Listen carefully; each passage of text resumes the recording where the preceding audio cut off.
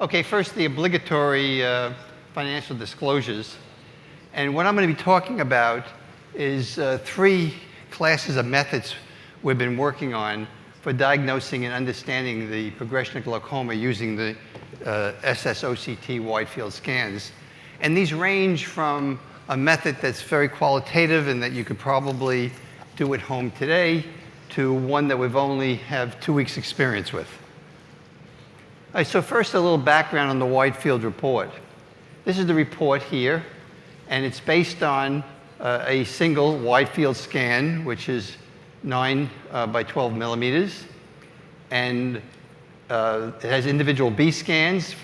In the case of the Triton, it's 256, and in the case of the Maestro, it's 128. Here's one of the B scans. They tend to have very good resolution. And we're going to be looking at we're going to use the machine segmentation, and we're going to be looking at the ganglion cell plus the plexiform layer and the retinal nerve fiber layer. And from that, we produced this report. And just briefly, because I'll talk about some details of it later, but just briefly, that's retinal nerve fiber layer thickness in pseudo color. So it's based on that layer. And that's retinal ganglion cell layer thickness, so it's based on that layer. And we don't look at it for the retinal ganglion cell thickness, we look at a 6 by 6 millimeter portion of the scan centered on the fovea. That's a derived circle scan that's derived from this single scan. And it's presented in end-stin view. What that means is it's got the temporal region of the disc in the center, which means that your center of your visual field and the center of your retina or macula are in the center here.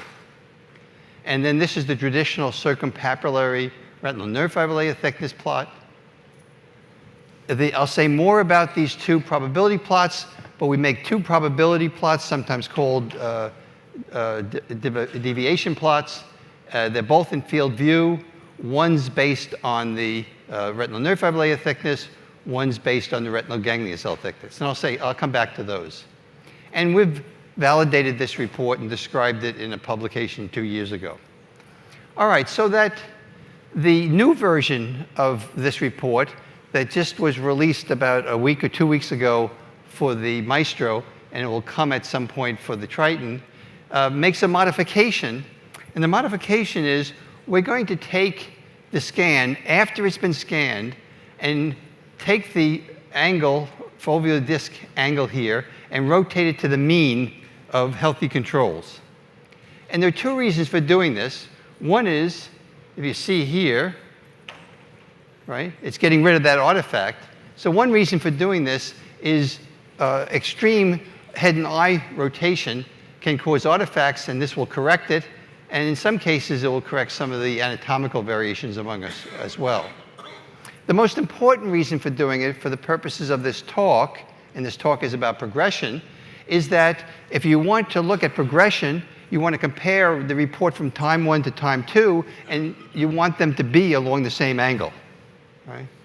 All right, so that gets me to the first method here. The first method, for the old timers in the group, you'll remember flickering between fundus photos. This is the same thing. So you can flicker between these. Here's time 1 for this patient. Here is the same patient scanned 1.2 years later.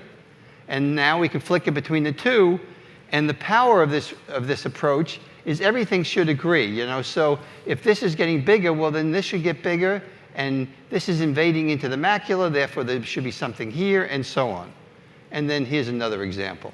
Same thing, everything should agree. So the main point for the rest of the talk is this flicker method. You can see there's a lot of information here in these probability reports. If the scan is rotated to remove head and eye torsion. All right, so the second method I'm going to describe is a region of interest method. And the concept is very simple. This is a paper we published a couple of years ago. And if you have an eye like this, where you have local defect, it makes no sense to follow progression by averaging all of the retinal nerve fiber layer around the disc. you might as well define a region of interest and see if that's changing. That's the logic. And recently, Zi Wu, who was a postdoc in our lab, automated this and quantified it and corrected for age and various things. Here's a study we just finished. It's going to be presented by one of the students in the lab, Ashley Sun at ARVO. She converted the previous work to using the ISSOCT. And what you can do is you can manually mark it, or you can let the software mark it. So the software, for example, could define a region of interest by where it dips into the yellow and red, or if you wanted to manually mark it, then you might say, oh, maybe it started out life like this and you can do this. And then the software shows you the other regions that are involved, right? So, and you can just take the thickness and then it can be compared to baseline using traditional event-related or time-related techniques. So you can see here, the difference from time one to time two. Okay, again, what we found here for detecting progression of early glaucoma. By early glaucoma, I'm always going to mean a mean deviation on the 24-2 better than -6. So some of these subjects would be suspects in your hand, some would have early glaucoma. So in eyes with local damage, this region of interest approach was better measured than global thickness. And in eyes with widespread damage, we found that global thickness may do better. And that's not surprising. And at least at the moment, we're better off with the manual than the automated marking.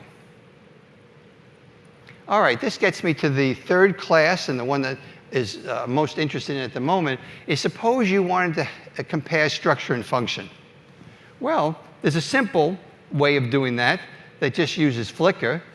So you could take, for example, here is the time 1 OCT, and here's the time 1 visual field, and you can flicker it. And if you look at the arrows, oops, sorry about that. If you look at the arrows here, you can see that the field and the OCT are changing. All right, but here's something I think brand new. But to tell you about what's brand new that we're working on, as I said, just over the last couple of weeks, I've got to tell you about something that's relatively new. And what's relatively new is a new method that we developed in the last 6, 7, 8 months for comparing local structure to local function. So let me tell you about the detection first. All right, and here are 2 ARVO presentations that are going to describe this. So we're going to use these probability maps now, and let me blow them up and show you how we're going to change them so they can be used. So first of all, this is in field view, so we're looking at the superior visual field, the inferior retina, and the little circles are the 10-2 points. The big circles are the 24-2 points. If it's filled, it means it's significant at 5% or better. So take a look. So take a look at this arrow here. That point's abnormal at 5%. That is the physical location of that point. And here it is on the ganglion cell. So this is ganglion cell probability map, retinal nerve fiber layer. Okay. Oops. Okay. There's a cluster here of abnormal points. I'll just point out, there's your cluster of abnormal field points, and they're here. So that's abnormal field. How are we going to define abnormal OCT? Well, this is a continuous probability map.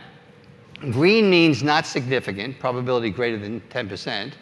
Dark red is going to mean 0.1%. Red's about 1%, yellow's about 5%. All right?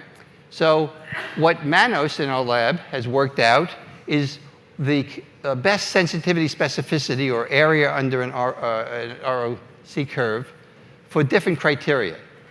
So long story short, we're going to define an abnormal functional point by a visual field that's 5% or worse. We're going to define an abnormal structure by an OCT that's 10% or worse. And we're going to define an agreement of abnormal structure and abnormal function if either this plot or this plot has 2 points that agree. So let me show you. here's one point. That's the only point that agrees there quantitatively. Right? Here, however, you've got a whole bunch of these that agree. So this would be confirmation of structure and function going together. And so here's something that may surprise some of you. So I get to present the interesting stuff since it's my lab. And what we did was we looked at 53 eyes of early glaucoma, again, suspects or mean deviation. Well, I guess they weren't suspects. These were all definitely glaucoma based on the referring physician, but they all had 24-2s better than -6. And 45 controls. About 90% of these patient eyes, right? 90% of these patient eyes, all but 6 had structure-function agreement. So this is a point we've been pushing for a while. Local structure and local functional damage agree even in early glaucoma. It is just not true that structure comes way before function. All right, so the point here is, in general, structure and function agree if you use both 10-2s and 24-2s, and if you use retinal nerve fiber layer and retinal ganglion cell, both maps. All right, so here, and you compare local regions. Okay, so here now gets us to an automated method we've been playing with for progression. So as I said, this is only 2 weeks old, and I only have a preliminary data. So this is your detection maps, and this is now going to be progression on structure versus progression on function. This part of the map here is that much, this part is that much. So let's just get rid of everything else so you can see it clearly. All right, here's how you read this. If you have a filled-in visual field point, it is progressing at 10% or better. It is progressing at 10% or better. And if you have a red spot, it is progressing on the OCT at 10% or better, right? If you have both, that's structure-function agreement for progression. All right, so now look at this. So here's a cluster, for example. This is all based on the thickness map, by the way. And that would be there to there. Well, you can actually see it's changing, but you would never believe it if I didn't have this quantification, right? And then it goes from there to there, right? And then on the visual field, you're going from there to there. All right, so here's the ganglion cell map for the same patient. There's, again, a cluster of agreement, and you can see it's there to there. Well, you can see, you may or may not believe it if you only had that, right? And there to there. Here's the cool part.